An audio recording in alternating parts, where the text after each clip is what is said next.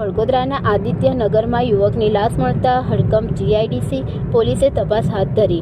અંકલેશ્વરના વડોદરા ગામ વિસ્તારમાં આવેલ આદિત્યનગરના ખુલ્લા મેદાનમાંથી આજે વહેલી સવારે એક અજાણ્યા યુવાનની લાશ મળી આવતા સમગ્ર વિસ્તારમાં ચકચાર મચી ગઈ છે।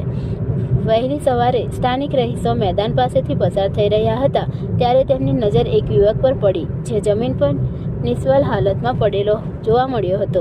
નજીક જઈ તપાસ કરતા યુવક મૃત હાલતમાં જોવાનું જણાવતા તરત જ જીઆઈડીસી પોલીસ મથકે જાણ કરવામાં આવી હતી।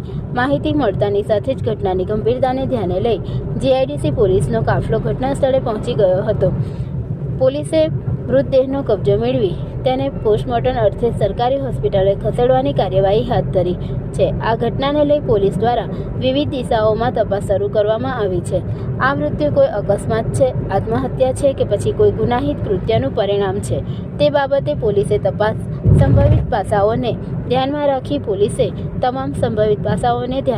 ઊંડાણપૂર્વક તપાસ શરૂ કરી છે।